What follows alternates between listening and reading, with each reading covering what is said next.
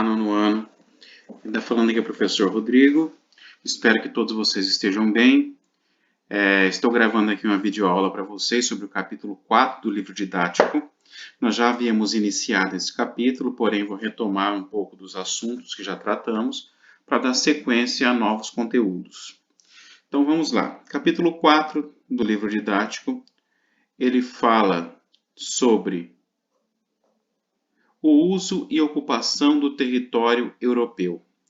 Nós vimos sobre o processo de ocupação já, vou retomar. Primeiro, o continente europeu é este continente que nós podemos ver aqui no mapa, esta área aqui. Mas se vocês olharem para o mapa mundi, vocês verão que o continente europeu ele está ligado geologicamente à África e também à Ásia. Então, como que o continente europeu ele foi ocupado? A teoria mais aceita é de que os primeiros seres humanos surgiram na África e se dissiparam para outras partes do mundo. Uma vez que a África, a Europa e a Ásia estão ligados por terra, essas pessoas saíram da África e se dissiparam para o território europeu, por onde que se tem como teoria mais aceita que esse povo entrou. Eles entraram por essa rota aqui, passando pela atual Turquia. Na época, logicamente, não existia esse nome Turquia, não existia o país Turquia. Então, eles entraram por esta área aqui e se localizaram, se radicaram nesta posição aqui, mais ou menos, onde eu estou passando o mouse, que é onde nós temos a região balcânica. Como a gente já estudou também, esses povos, eles não foram morar, não foram se fixar em qualquer localidade. Eles foram morar principalmente onde? Ao longo dos rios europeus, ao longo dos vales de rios europeus, como o rio Volga, o rio Reno, que também foram importantes nas migrações dos colonizadores primitivos e possibilitaram, inclusive, a fixação de diversos grupos que abandonaram o nomadismo. Então, grupos outrora nômades que estavam se deslocando sempre em busca de alimento, seja alimento por meio da caça ou da coleta, passaram a se fixar. Não tem esse conteúdo no livro, tá? Mas o que fez com que os grupos nômades passassem a se fixar foi a descoberta de uma atividade, que é a agricultura. Com a descoberta, o domínio da agricultura, houve a possibilidade dos grupos nômades tornarem, então, populações fixas. E essas fixaram principalmente próximos aos rios, uma vez que nós seres humanos, precisamos de muita água e que também essa água poderia ser utilizada para o processo de agricultura. Indo um pouquinho mais adiante, seguindo aqui pelo livro, na página 69, a página 68 eu já acabei de explicar, nós temos aqui o destaque que foi dado para as grandes civilizações europeias. Hoje, a Europa é um continente, digamos assim, com países que têm várias similaridades. Por quê? Porque esses países, esses povos, dos diversos países europeus, 50 países europeus, foram influenciados, de um modo geral, por gregos e por romanos. Então, as grandes civilizações europeias que moldaram a cultura e o desenvolvimento, tanto da Europa como das sociedades ocidentais, como um todo, foram as dos gregos e dos romanos. Quando fala que sociedades ocidentais como um todo, isso também está englobando o Brasil. O Brasil também faz parte das sociedades ocidentais. Dentre essas duas civilizações, a que primeiro influenciou o pensamento daquilo que veio a ser Europa foi a civilização grega. Nós já estudamos que a civilização grega influenciou muito por meio da filosofia e também por meio dos seus conceitos de política, república, democracia, e essa influência se deu basicamente a partir do ano 500 a.C. 500 a.C., século V a.C., foi quando nós tivemos aí o filósofo dos mais importantes da filosofia, que foi Sócrates. Mais tarde, a Europa passou a ser dominada por um império. Então, um grupo populacional ele foi tomando mais e mais terras ao seu redor, de modo a criar um império, que foi o Império Romano. Antes ainda da era cristã, os gregos cederam sua hegemonia, perderam sua hegemonia para outra civilização, que se expandiria na região mediterrânea, os romanos. Estes controlariam quase totalmente os territórios meridionais sul da Europa, além de outras possessões na Ásia e na África. É incrível o tamanho do Império Romano. Incrível. Vocês estão vendo aqui na tela um mapa daquilo que seria, daquilo que foi, melhor dizendo, o Império Romano. Todas as áreas aí pintadas com esse tom de laranja e também com tom de lilás compunham o Império Romano. O que está em lilás seriam as conquistas até a morte de César. E depois o que está em laranja seria aquilo que foi conquistado depois da morte de César até antes do fim do Império Romano. Então veja que o Império Romano ele estava localizado basicamente ao redor do Mar Mediterrâneo. Ele tinha territórios no sul da Europa, norte da África e também territórios na Ásia.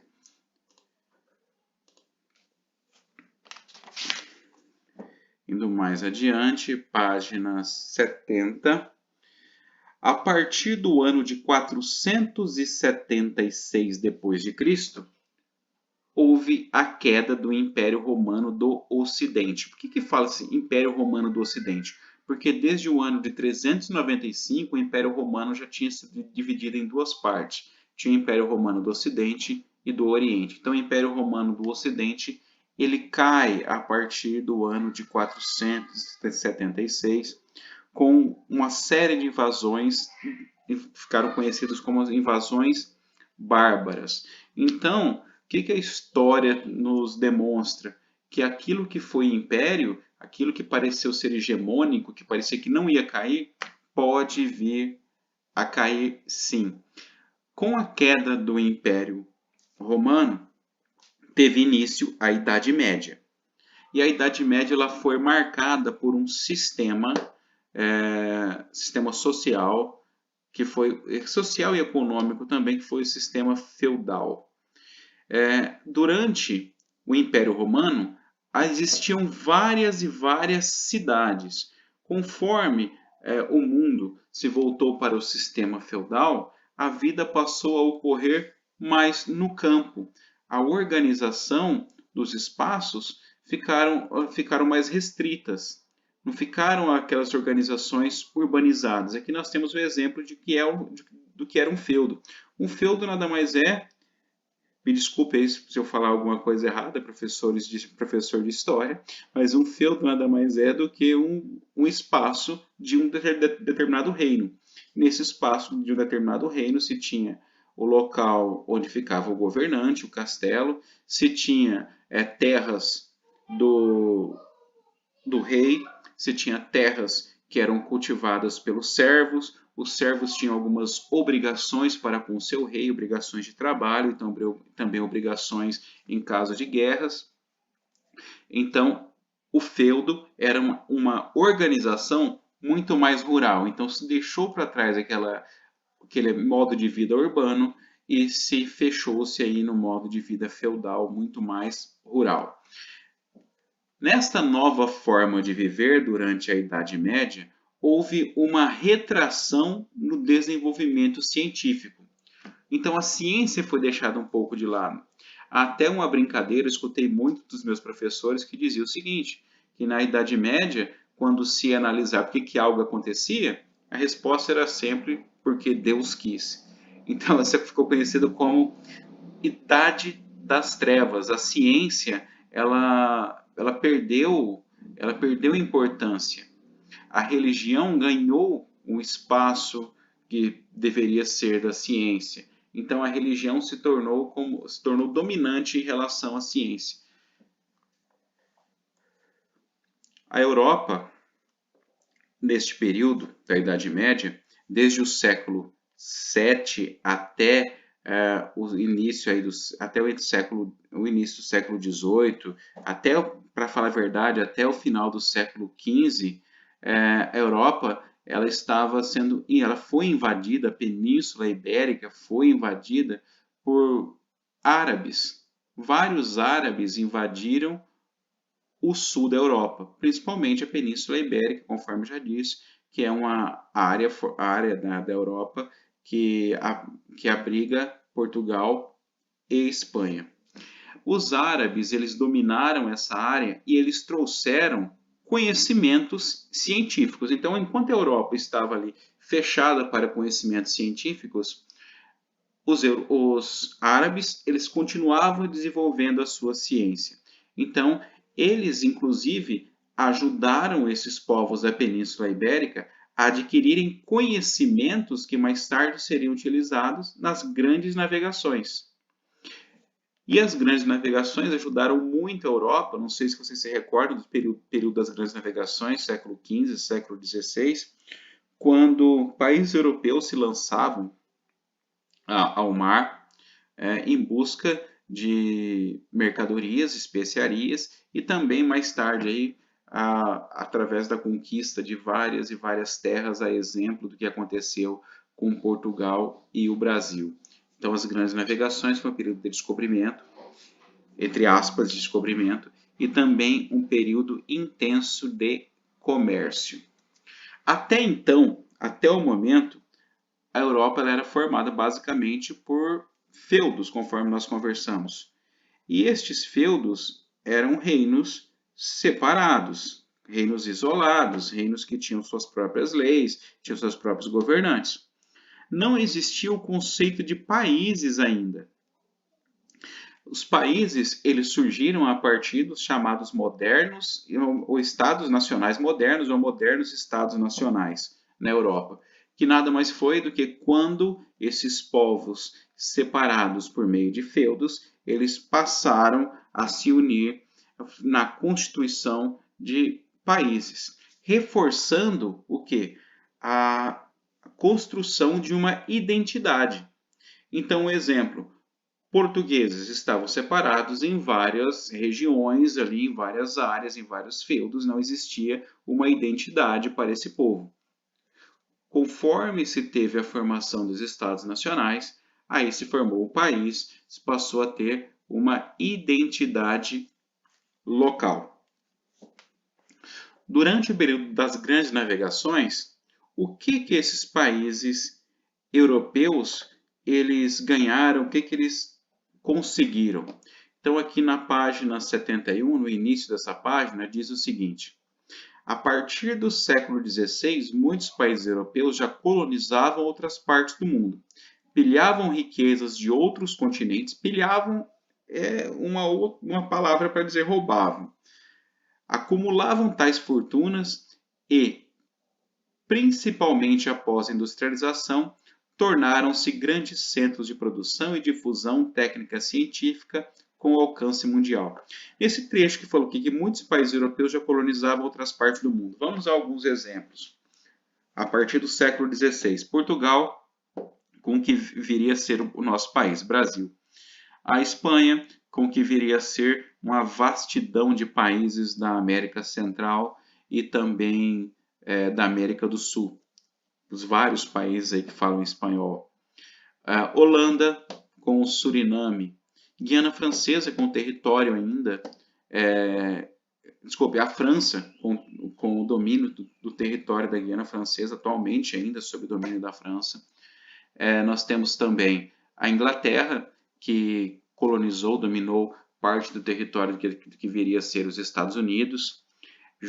Também dominou parte do que viria a ser o Canadá, juntamente com a França. Então, vários países europeus passaram a dominar terras em outros continentes, em outras áreas. A partir disso, o continente adquiria feições urbanas. Então, o que antes tinha feições rurais, durante a época feudal, se passou a ter feições urbanas, sem deixar a maioria de seus espaços rurais desprovidos das benesses, benefícios dos desenvolvimentos. Desse modo, a Europa caminhava, enfim, para readquirir sua plenitude. Agora, atualmente, como é a Europa? A Europa parece ter atingido um estágio de maior pacificação interna, obtida a duras penas após as duas guerras mundiais do século XX. Então, Primeira Guerra Mundial, Segunda Guerra Mundial, apesar de levar os nomes aí de mundiais, o palco principal dessas guerras foi a Europa. Então, hoje, atualmente, se nota uma pacificação entre esses povos. Não estão mais em disputa. Tanto que a Europa conseguiu se unir em um projeto, pelo menos boa parte da Europa conseguiu se unir em um projeto ambicioso que foi a criação de um bloco econômico chamado União Europeia. Outro trecho aqui que eu grifei. Seu projeto de unificação política serve de referência ao mundo. Qual que é esse projeto? União Europeia. Boa parte de seus países tem elevados padrões de desenvolvimento e oferece excelente qualidade de vida às suas populações. Então, na Europa, de um modo geral, as pessoas vivem muito bem, têm uma elevada qualidade de vida. Como que se obtém essa qualidade de vida? As pessoas têm bons salários. Mas fora essa questão de ter bons salários, o governo possibilita também serviços públicos de elevada qualidade, como serviço de saúde, serviço de educação, segurança pública. Então, esses serviços públicos que são obtidos a partir do retorno dos impostos pagos pela população europeia são de extrema qualidade. Hoje, no que se refere à organização territorial da Europa, a organização de suas cidades, a Europa é um continente onde nós temos aí o predomínio de cidades de médio porte, e em alguns casos cidades de pequeno porte também, com pessoas vivendo aí, muitas pessoas vivendo em cidades cuja população é menor do que 5.000 habitantes. Dentre as megacidades do mundo, conceito de megacidade, são cidades com pelo menos 10 milhões de habitantes, nós só temos uma cidade na Europa, que é Moscou, que tem aproximadamente 12 milhões de habitantes. Então nós não temos cidades, lógico que temos cidades grandes na Europa, mas a maior parte da população vive em cidades de médio porte e também em pequeno porte. Não é um continente onde nós vamos ter gigantescas aglomerações populacionais. Não há esse predomínio. Ok, quando a gente fala de Europa, estamos falando de 50 países, estamos falando de uma vastidão cultural. Imagina, 50 países. Por que será que nós temos países diferentes? Porque basicamente nós temos povos diferentes. E o que faz com que um povo seja diferente do outro? Fisionomia, cultura, aspectos religiosos, tradições. Tudo isso faz com que nós tenhamos povos diferentes, países diferentes, idioma também é bastante importante aí nessa separação dos povos. Então imagine o seguinte, se na Europa nós temos 50 países, isso quer dizer que nós temos uma vastidão cultural muito grande. Porque se nós tivéssemos países com características iguais ali, um do lado do outro, provavelmente eles formariam um único país. Então, 50 países, nós estamos identificando aí, conseguimos identificar que tem uma vastidão cultural muito grande. Esta vastidão cultural, ela foi organizada, se buscou organizar por meio de grupos étnicos ou culturais. Então, nós temos 3 grupos étnicos ou culturais para nos servir de referência na organização da população europeia. Contudo, esses grupos não são consensuais. Então, alguns pesquisadores discordam dessa organização da população segundo esses grupos. Mas está aqui no livro de vocês e nós vamos seguir o que consta no material. Então, primeiro grupo, latinos. Os latinos, esse nome deriva, logicamente, porque esse grupo tem o seu idioma derivado do latim, então eles agregam boa parte dos povos que habitam a região do Mediterrâneo. Então, os povos latinos são povos que habitam aqui essa região próximo ao mar Mediterrâneo. Próximo ao mar Mediterrâneo. Como que são esses povos? Eles têm uma pele mais morena, cabelos escuros e crespos. Então são pessoas aí mais morenas dentro da Europa. Suas crenças, seus valores e seus costumes e suas línguas sofrem forte influência de tradições greco-romanas. Lembra que o Império Romano ficava ao redor do mar Mediterrâneo? E agora o grupo dos latinos fica perto do mar Mediterrâneo? Logicamente que esses latinos são descendentes aí dos povos que habitavam essa área do Império Romano na Europa. O livro de vocês traz aqui um exemplo. Aqui nós temos um exemplo de quem seria um latino-europeu. Nós temos esse exemplo na página 75. Esse é o esportista, muitos de vocês devem conhecer, o jogador de futebol, Xavi Hernández. Ele está nesse momento aí nessa foto vestindo a camisa, se não me engano, a camisa da Espanha. Isso é a camisa da seleção espanhola. Ele também jogou durante muito tempo no time do Barcelona. Próximo grupo étnico, germânicos. Germânicos espalham-se por toda a Europa Central e Ocidental, pelas Ilhas Britânicas e nos países escandinavos. Vamos tentar localizar aqui então. Onde que nós temos a presença dos germânicos? Nós temos aqui nessa parte da Europa, nesta parte aqui da Europa.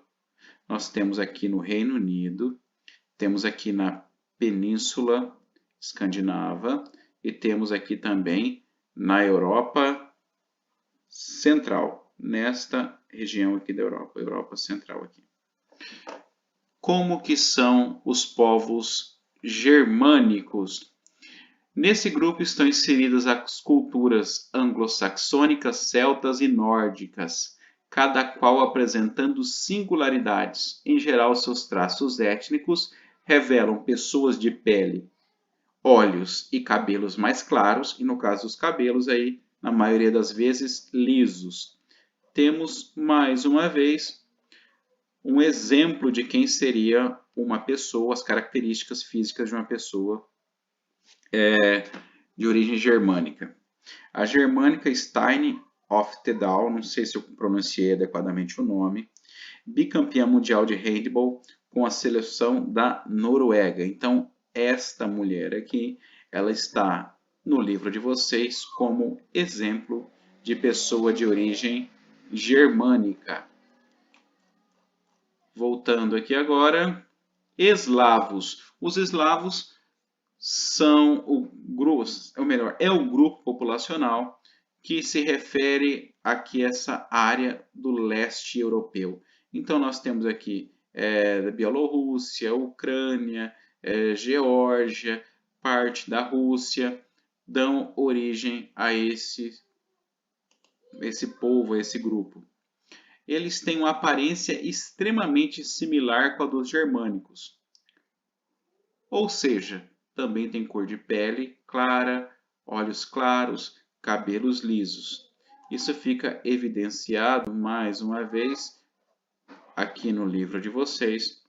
Nós temos uma tenista, que é a Maria Sharapova, número 1 do ranking mundial de tênis. Ela é uma eslava. Então vejam, se nós fôssemos comparar a germânica com a eslava, as suas características físicas são extremamente parecidas.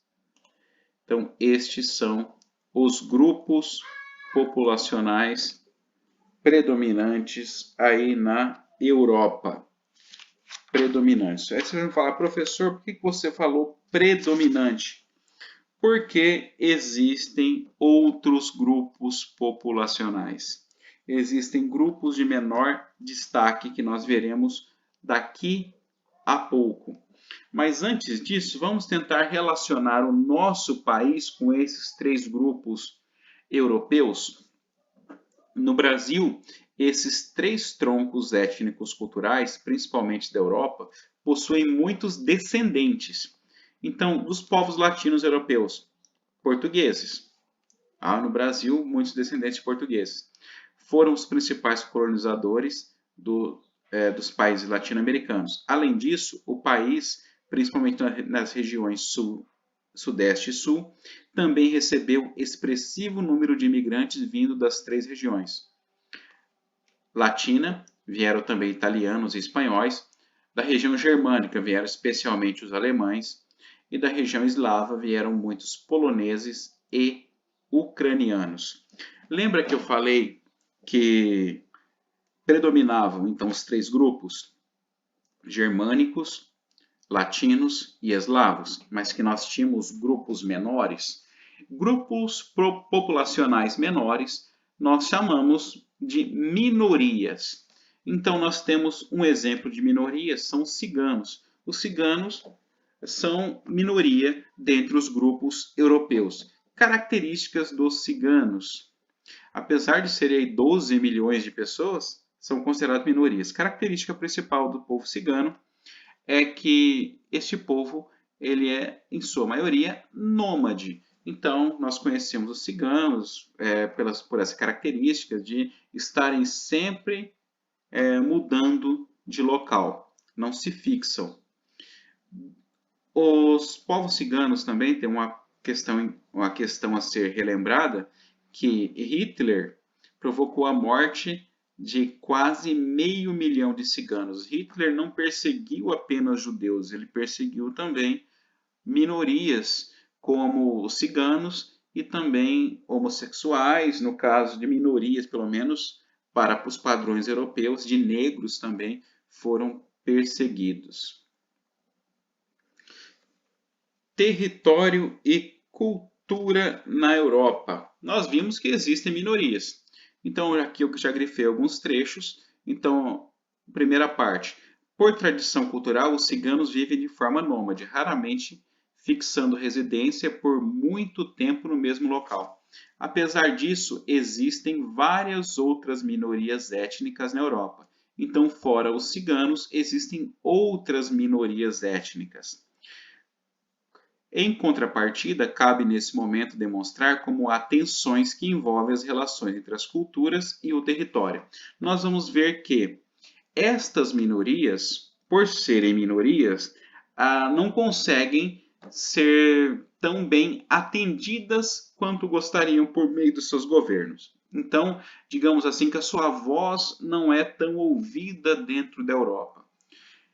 Nós vamos ver aqui alguns exemplos de minorias que são subjugadas pela Europa, ou por países europeus, melhor dizendo, e que buscam conseguir aí aquilo que eles acham que é de direito. Na Espanha nós temos um bom exemplo. O país é uma colcha de retalhos de etnias distintas. Quando se fala uma colcha de retalho, imagina uma colcha. Nós temos vários pedacinhos minúsculos de pano que unidos chegam a formar uma colcha de retalhos. Esta metáfora está querendo dizer que a população europeia é formada de vários grupos. Desculpe, falei errado. A população espanhola é formada por vários grupos étnicos distintos. Em algumas delas, são tradicionalmente mobilizadas em maior ou menor grau em recusar a integração sob o território espanhol e pleiteiam a independência. Então, muitos desses grupos não querem fazer parte do território espanhol, estão inseridos dentro do território espanhol, mas buscam o quê? Buscam a independência, buscam formar um novo país. Então, eles querem que parte do território espanhol se separe da Espanha, a parte que eles ocupam, logicamente, para dar origem a um novo país. Recentemente, a nação catalã, com língua e tradições próprias e que ocupa territórios no Nordeste espanhol, realizou um plebiscito considerado ilegal pelo governo da Espanha, no qual a ampla maioria dos votantes declarou seu apoio à independência da Catalunha. Primeiro, o que é um plebiscito? Um plebiscito é uma votação. Nessa votação foi perguntado se a Catalunha deveria se separar da Espanha. as pessoas votariam sim ou não. Acontece que esse plebiscito foi considerado ilegal pelo governo da Espanha. Então não ocorreu a independência da Catalunha. Vou sair um pouquinho dessa página aqui. Vamos na página seguinte, onde nós temos um mapa. Onde eu estou passando o mouse aqui também, onde está escrito Catalunha, é a região que está buscando esta independência. Então aqui nós temos o povo catalão que busca a independência em relação ao restante do território e ao governo espanhol, ok? Um detalhe interessante, saindo um pouco aí da esfera política, indo para a esfera do esporte, aqui na Catalunha é onde fica a cidade de Barcelona. E aqui fica Madrid. Nós temos dois times importantes da Espanha, Real Madrid e o Barcelona. Esses dois times têm uma grande rivalidade, até por causa desse separatismo. Aqui nós temos uma foto que mostra um jogo entre esses dois times. Para quem não conhece, esse aqui é o uniforme do Barcelona, esse aqui é o uniforme do Real Madrid. E essas bandeiras que nós estamos vendo aqui atrás, as bandeiras amarelas, vermelhas, com estrela branca, um triângulo azul, são bandeiras da Catalunha. Então, há um protesto aqui querendo que a região da Catalunha se torne independente em relação ao restante da Espanha. Então, a rivalidade entre os dois times não é só pelo esporte, pelo menos no caso dos seus torcedores, essa rivalidade também transcende aí para uma questão política. Voltando aqui onde nós havíamos parado no texto. Acontece também que há um outro território na Espanha, agora na Espanha, juntamente com a França, onde nós temos o chamado País Basco, apesar de não ser um País Basco, o território é conhecido como País Basco, tá? Então aqui, mais uma vez, indo à página 77, nós temos aqui a localização do País Basco. Ele pega uma parte, no norte da Espanha e uma porção da França, onde nós temos aí a habitação do povo basco. E o povo basco tem todas as características diferentes do restante da Espanha. Eles vivem lá há pelo menos 3.000 anos. Sua língua, que é o euskara, alguns livros colocam como euskera, não possui nenhum parentesco com outras línguas europeias. Então eles querem também se separar. É um processo de separatismo. Eles querem que esse território seja separado do restante da Espanha e também da França, no caso aí do País Basco, para dar origem ao novo país. Lembrando, apesar de ter o nome País Basco, não é um país ainda. Não é um país, é só uma nomenclatura. Há ainda exemplos de províncias, de regiões que querem se separar, que atualmente integram o Reino Unido. Vamos fazer um parênteses aqui, parar um pouquinho com o livro. Eu peço que vocês acompanhem esta imagem que está na tela. Porque através dessa imagem eu quero explicar para vocês qual é a diferença entre Inglaterra, Grã-Bretanha e Reino Unido. Muitas vezes vocês devem ter ouvido isso como se fosse sinônimo, mas não é. Primeiro mapinha aqui. Em vermelho, nós temos o território que compõe a Inglaterra. A Inglaterra, juntamente com o país de Gales e com a Escócia, formam uma ilha maior, aí conhecida como Grã-Bretanha. Agora, quando se soma essa ilha maior, Grã-Bretanha, mais a Irlanda do Norte, nós temos aquilo que é chamado de Reino Unido. Então, nós temos aqui um conjunto de países que estão submetidos, estão integrados a um reino.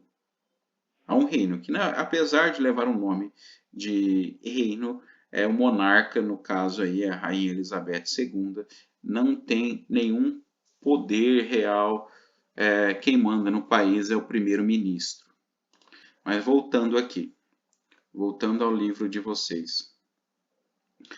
Há territórios que querem se separar do Reino Unido, como, por exemplo, nós temos aqui a Irlanda do Norte, que já tentou se separar do Reino Unido.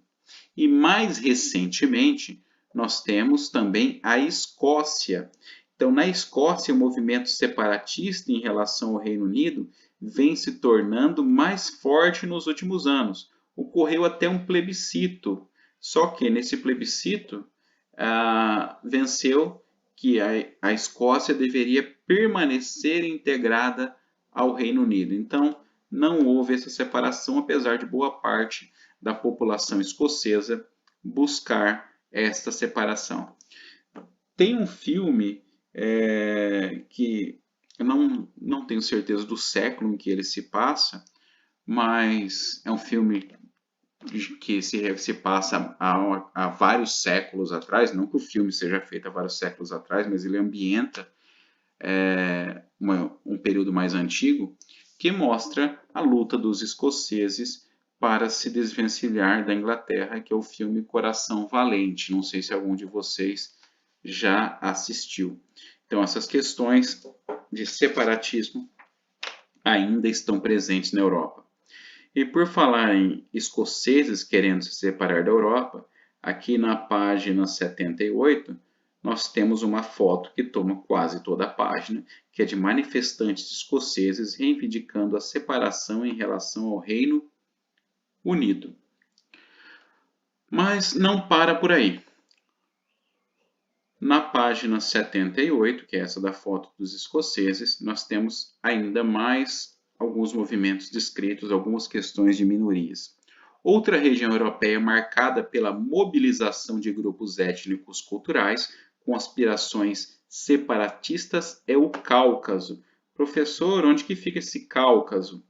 Aqui nós temos a Geórgia, Armênia, Azerbaijão e parte da Rússia. Então aqui é a área conhecida como Cáucaso. Então no Cáucaso nós temos algumas minorias que inclusive já buscaram também a sua separação. Lembra que nós vimos ainda há pouco uma analogia da população espanhola com uma colcha de retalhos? Essa analogia também pode ser feita com a população da Rússia. Dentro da população russa, nós não temos só russos, temos várias e várias etnias menores, temos várias minorias ali. Uma delas seria dos chechenos, que já entraram em conflito com o governo russo, buscando seu separatismo durante várias vezes, inclusive até por meio de ações terroristas, mas essa separação não veio a acontecer.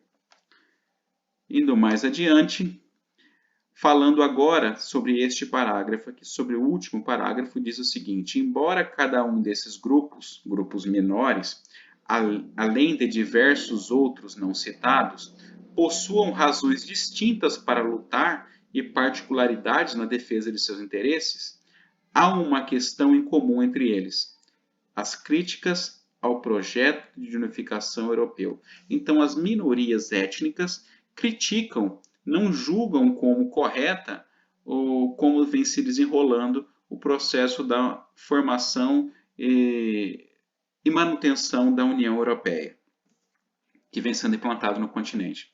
Então, esses grupos consideram que a União Europeia, apesar de oficialmente reconhecerem em seus documentos e tratados a multiplicidade de etnias, ou seja, reconhece que existem várias etnias, que têm uma diversidade cultural muito grande e que elas são importantes, que devem ser valorizadas. O que acontece na realidade? Que a União Europeia concede pouco espaço de atuação política para essas minorias, que acabam sendo obrigadas a aceitar as imposições dos atores mais poderosos do bloco. Ou seja, que no papel esses grupos menores estão sendo valorizados, mas que na realidade não estão sendo valorizados pela União Europeia. Estão sendo subjugados. É isso que é alegado. Então, pessoal, termino aqui com vocês a explicação do capítulo 4. Dentro em breve, nós entraremos em contato para dar sequência ao conteúdo e tratarmos do próximo capítulo aí, capítulo 5.